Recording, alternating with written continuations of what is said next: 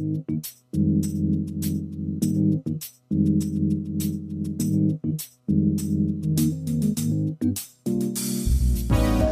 the gospel according to St. Luke chapter 13. Glory be to God. While you're going there, I want to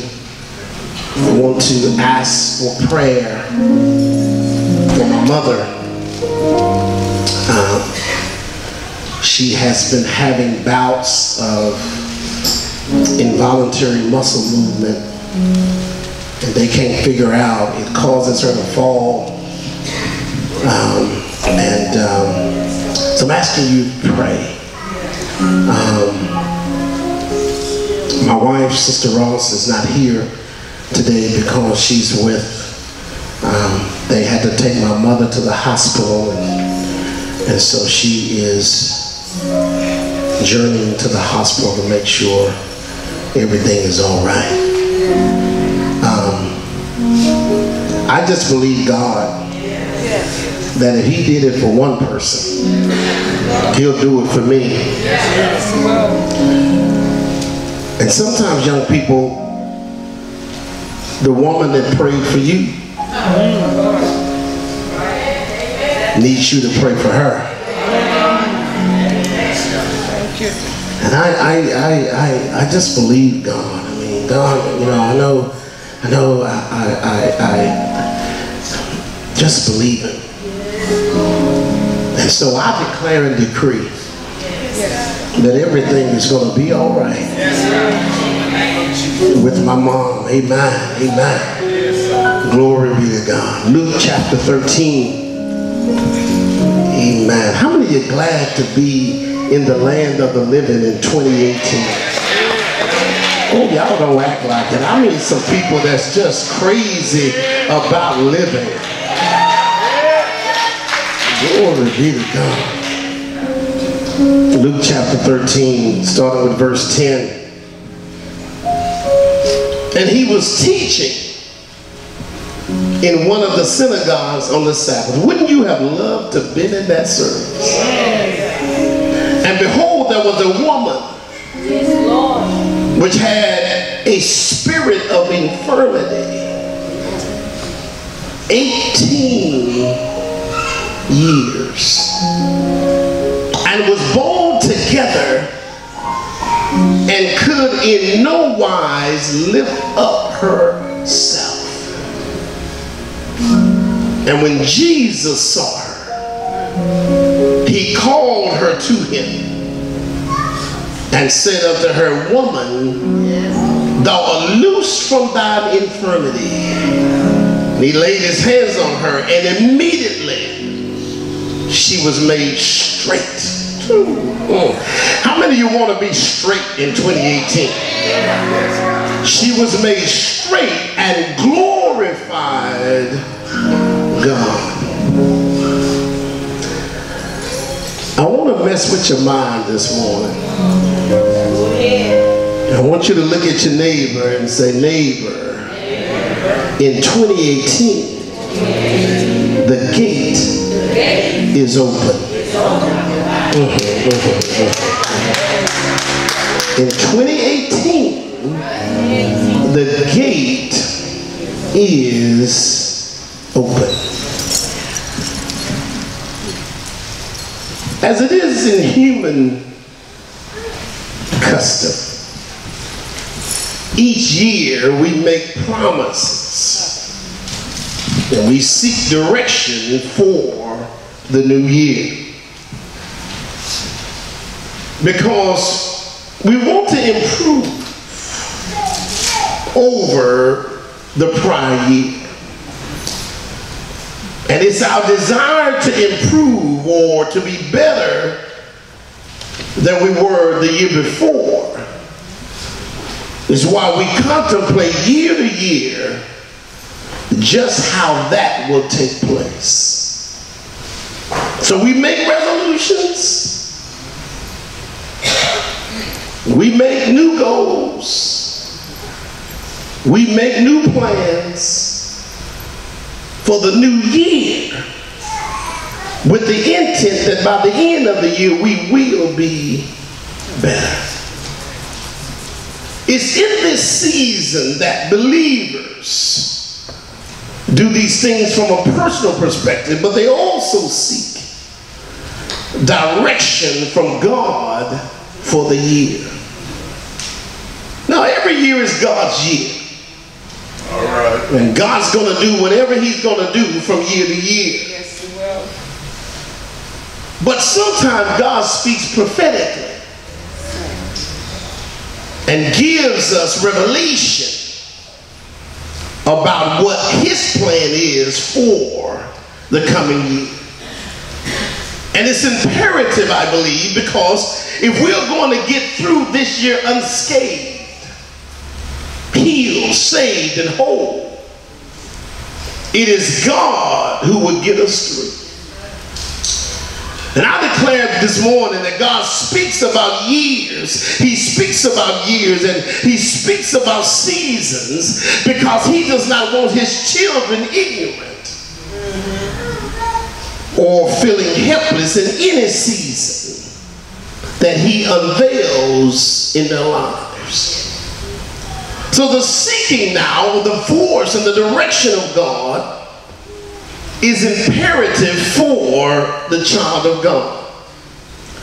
So in this new year, we have sought God and we studied the Word of God and concerning this year. Because as the pastor, it is part of my responsibility to let you know what God says about this year. And as we studied and as we prayed and as we asked God about this year, we saw some what I would call design patterns of God. When I look into the history outlined in the Word of God, I see the design patterns of our God. Now these patterns demonstrate his sovereignty and his plans for our lives. Now God will place so much in a season that he will speak to different people, sharing different things about one season. But in the variety, there will be consistency. God will share something with one person and share a little bit another with somebody else and share a little bit another with somebody else. But when you put it all together, you'll find the consistency that exists in God. And sometimes when we read and hear the variety of things God shares, we conclude that God must be somewhat schizophrenic. But can I tell you that God has never been, never will be schizophrenic, because our end is already finished. All right. So God can be very clear and consistent. It's just that he shares a lot to us. And when I look in this year at the historical patterns of God, some things are revealed. The number 18 reveals bondage. But when you look at 2018, God reveals that this is the season. Look at the Judean calendar, you will see 5777. And the patterns of God, we see that it was in that year that is equivalent to 2018 that we see open gates, we see harvest, and we see war. Now when you look at harvest, open gates, bondage, and war, you would seem to think on the surface that none of these things relate. But in this year, they do. Because in this year, in the season of 2018, the number signifies bondage, confinement. 2018 signifies, from a biblical perspective, a season of open gates. And it also signifies a season of significant harvest of change. And it ushers in the manifestation of that which is new. Ooh, I hope y'all can get this. But it also talks about spiritual war, because the enemy wants to disrupt the distribution of your coming harvest. So in this year, something that was locked up is going to be open. Because your harvest cannot be rebuked. Oh, shut that up. When the Lord has unctioned or ordained for it to come. But the enemy says, if I can cause a disruption in the spirit of those who receive, then I can disrupt the reception of this coming harvest. So God is saying now, in order for you to receive what I have for you in this coming year or this year, you have to walk in faith. And not. Okay, we finished the verse, but do we really know what that means?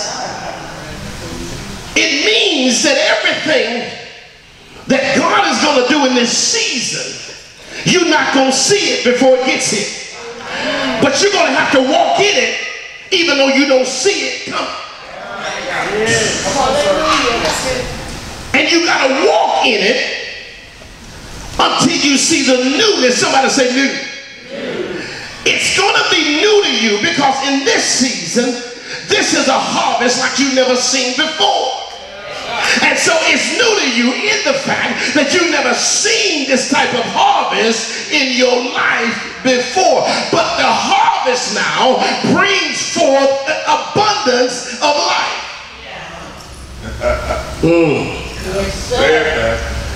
But in all this, in the spirit world, God told me to tell you, he's going to get you through it. Oh my God, oh my. There's going to be some issues there. There's going to be a harvest. There's going to be open gates. There's going to be the enemy trying to bind you and constrict you.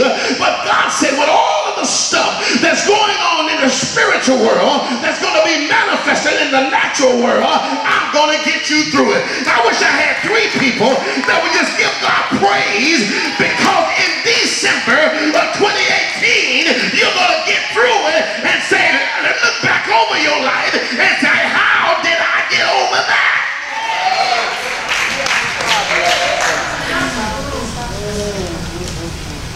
God says, in the uncertainty, in the challenges, in the struggle, I'm going to get you through it. Amen. So when we look at this year, for me to try to really get this, what God is speaking in this season, for me to really get it to you, I got to go to this woman. Because everything that God is going to do in this year is culminated in the text. Because in the text we see a woman who has been over for 18 years, 18 bondage. Yes. 18 years, this condition had her restricted in so many ways. Well, wait a minute, Pastor. No, she was just restricted physically. But when you're restricted physically, it affects you mentally and emotionally. Now, the Bible doesn't say how old the woman is in the text, but it lets us know she lived in bondage for 18 years of her life. And no doubt her physical bondage caused her some mental and emotional challenges. Because if any point in her life she was physically free, she knew the liberty of living without restrictions. But now to be afflicted in her body had to cause her some mental and emotional difficulty. There there's somebody on your road that has suffered or is suffering from some mental and emotional difficulty because of an area of your life that is in bondage. And what brings you mental and emotional distress is the fact that you haven't always been like this, and you know how it feels to be free from this bondage. But with this bondage, you can't do anything about it. You tried it, and every attempt has failed, but the bondage is still there, and now it's affecting you mentally and emotionally, and quite frankly, you're frustrated by it all. Oh, I wish I had somebody in here that would just lean over to your neighbor and say, he's talking about me, talking about me. I'm frustrated. I went through 2017 with a level of frustration like I've never had before. I'm tired of doing the same old stuff, and this feeling of infirmity keeping me bound, keeping me in a prison, keeping me behind the walls of my circumstance. The Bible declares the reason for the infirmity. Oh God, I need you to hear me. Well, the spirit of infirmity was in control. It was in control of her body, keeping her in the state of bondage. Now, the spirit of infirmity wasn't a spirit from God. Because let me just make some folk mad. God does not put you in bondage, but God is a liberating God. God is a set free kind of God. The Bible says, know the truth, and the truth shall make you free. God ain't gonna bind you to make you free. God said, what the enemy does, I'll undo it so that you can be free in me. It was sent by the enemy of her life. It was sent to control her. And I need to tell somebody in this house that the enemy doesn't send tanks and guns at you to destroy you, but he sends spirits to destroy you. Because behind the face there's the spirit. Behind the face there's the lips that lied on you. There's the spirit. Behind the face of the lips that put your business out in the street is the spirit. Behind the person that did you wrong is a spirit. He doesn't send tanks and guns. He sends spirits. There's a spirit sent by the enemy to take you out. There's a spirit sent by the enemy to afflict you to the point that you give up or quit. And in 2017, you had some spiritual encounters, and they were not all the Spirit of God. Some spiritual encounters that afflicted your body, some spiritual encounters that afflicted your mind and your spirit, sent by your enemy to bring you to a place of giving up and quitting on the prophecy and promise of God over your life. God just told me that there's somebody in here today that spirit came on you last year and you wanted to commit suicide. I stand in the authority of God and I command that spirit right now to loose its hold over your life. I declare that you shall live and not die. The devil is a liar. God died so you could live. Thank you, Lord. The enemy has sent spirits. Lean over to your neighbor and say, neighbor, he sends spirits. He sends these things to come against you. But God told me to tell you, you need to keep grinding in the Spirit of God, because God is about to do something awesome in your life. Oh yeah. Can I tell you this? The greater the enemy comes against you, leads you right on the porch of the greatest blessing that you will ever receive in your life. I need somebody in here to say you got to go real low before you go real high. And God said, don't get shook up by how low you go.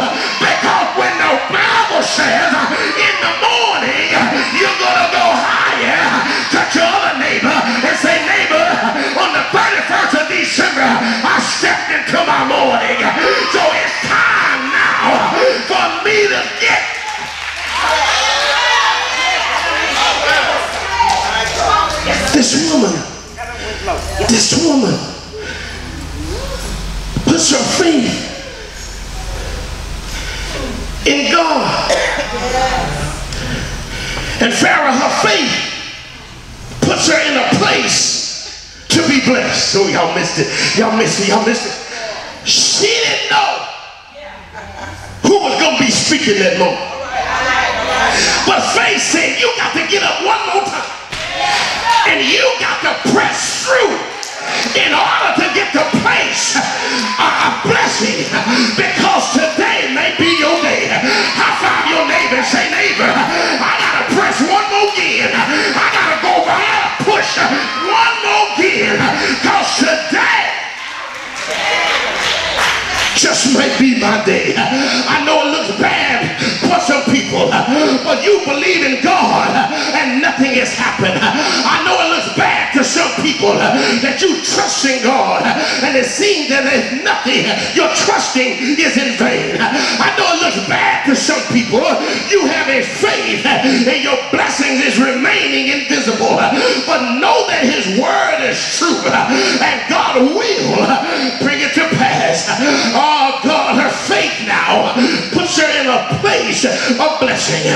But imagine now the difficulty that she had to get to or go through just to get to the place. But she got there. Oh, I wish I had some bold somebody that would just look at your neighbor with all the attitude that you can muster and say, it took a lot for me to get here. Oh, but I'm here. Oh, yeah. I had to go through tears. I had to go through pain. I had to go through setbacks. I had to get through knockdowns. Oh, but I'm here now. Oh, yeah.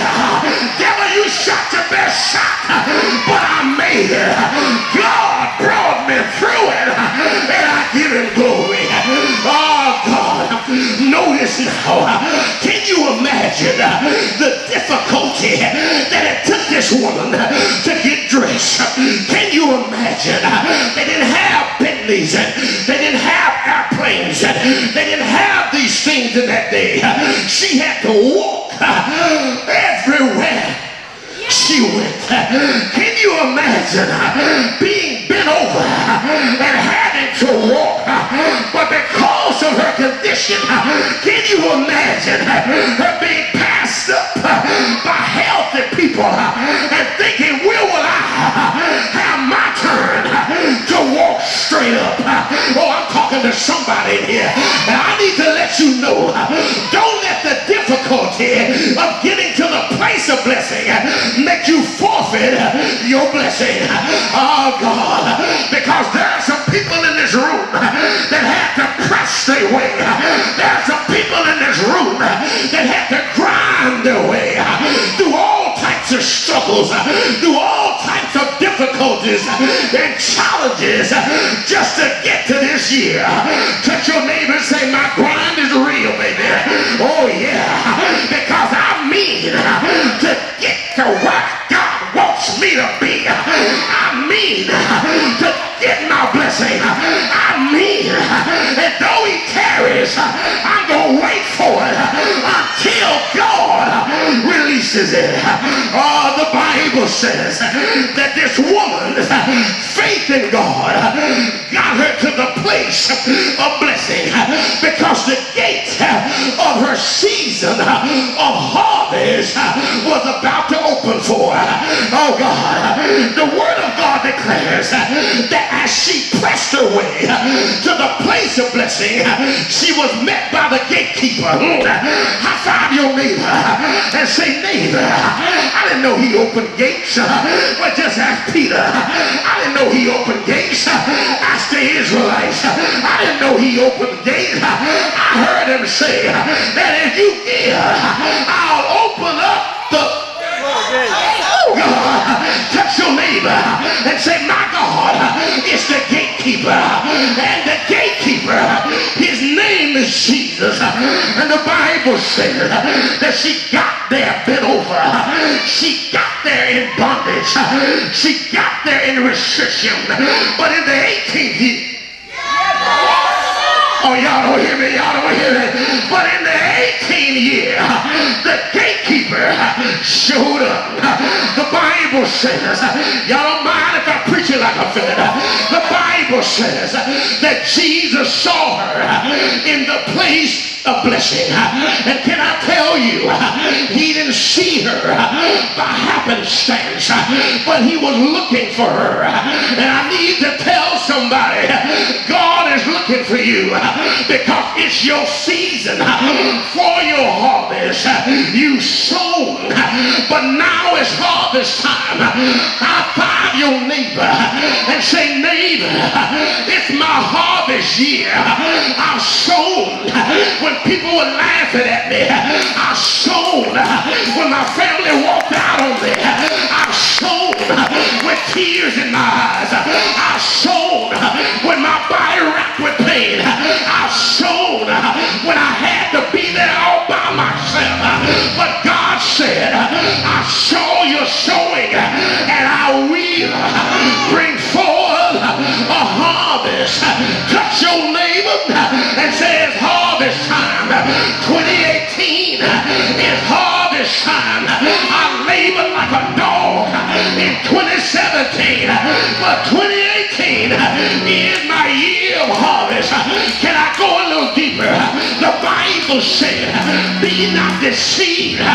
God is not mocked. Whatsoever a man soweth, that also shall he reap. Can I go a little deeper? That means I have a time that I have to make sacrificial sowing, but there is a time when I ain't got to work for my harvest because God has already ordained it. High five your neighbor. Now leave your neighbor alone and say, God, I showed up in 2018 for my harvest and I'm ready for it, God. But after sowing comes the time of harvest, and the 18th year was a time of harvest. And Jesus, the Yeshua Mashiach, Jesus, my battle axe, Jesus, the bright and morning star, Jesus, the name above every name, Jesus, the God in man, Jesus, my Adonai, Jesus, not Jehovah, Jehovah Rapha, Jesus, not Jehovah Shekadu. He showed up. I gotta stop right there and ask you a question. Won't he show up? I need three people that God has showed up for to high five three other folk and say he showed up when I thought I was gonna lose my mind. God showed up when I thought I was down for the last time. God, he showed up when my tears became my water. God, he showed up. The Bible said that he showed up. He showed up in the year and not to save, not to redeem, but to loose her. Y'all missed it. And the only way that he could loose her, he had to open the gate. Touch your neighbor and say, neighbor, I need some open gates in 2018. I don't need a car. I need God to open the gate. I don't need a house. I need God to open the gate. What are you opening? Well, in the olden days, in the prison, there was always a gate. And in order for those that was in prison to get out, they had to have a gatekeeper to open up the gate. And I stopped by to tell you that bondage that got you in prison, God said, I'm here to open the gate on your bondage. I'm here to open the gate and loose you. I'm here to open the gate on your body and loose you. I'm here to open the gate on your mind and loose you. I'm here circumstances and loose you. Somebody said, the Bible said that when Jesus, he looked at, I'll preach the rest of it another time, but the Bible said that when Jesus saw, he said, come unto me. Can I tell somebody that 2017 was a beckoning call? 2017, he let it get crazy. He let it get all rotten. And he said, now come to me. I find your neighbor and say, neighbor, I thought I was going to lose my mind, but he kept my mind. And he said, come to me. And the Bible said that when he called her, bent over, she came. She came. She couldn't straighten up to see who called her, but I believe faith made a way. I heard the Bible say that the steps of a good man are ordered by the Lord. Barry, I don't know where I'm going, but faith is telling me to keep going. I'm on the right path. I found your neighbor and say, neighbor, I hear him calling, and I got to get there. I'm crying, but I got to get there. I'm hurting, but I got to get there. People don't understand me, but I got to get there. The devil's trying to kill me, but I got to get there. And the Bible says that Jesus reached out his hand and he touched her. And now here's what I like.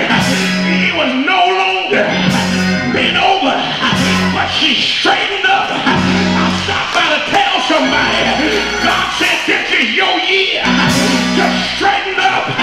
This is your year to get strength in your legs. This is your year to get strength in your back. This is your year to straighten up. I find your neighbor and say, neighbor, I want to make a declaration. I'm going to walk straight this year. I'm going to walk with my head up because I am a child of the living God. And God said, this is my year of my harvest. The Bible said that when the gatekeeper opened the door and touched her, she straightened up. But here's the part that makes me cuckoo for poco. The Bible said that she glorified God. Wait a minute. I know you say, but she praised God. But Sister Kim, she glorified God.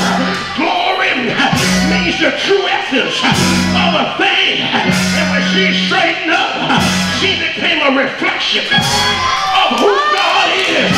Touch your neighbor and say, neighbor, I've been dimmed. I've been almost out, but I'm about to turn it up. I found your neighbor and say, turn up. In 2018, I'm turning up my looms. I'm turning up my intensity.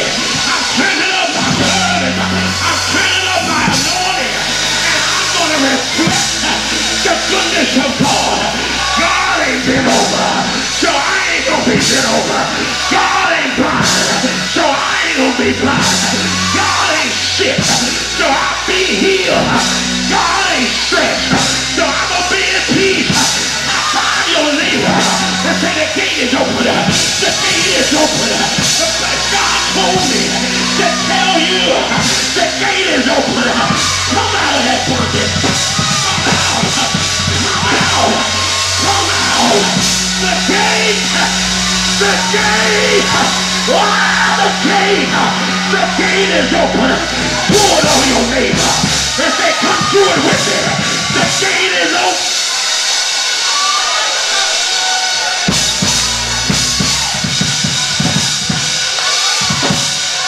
The devil can't hold you when the gate is open. The devil can't keep you when the gate is open. I find your neighbor and say, my gate is open. I'm going to walk in my newness. I'm going to walk in my harvest. I'm going to walk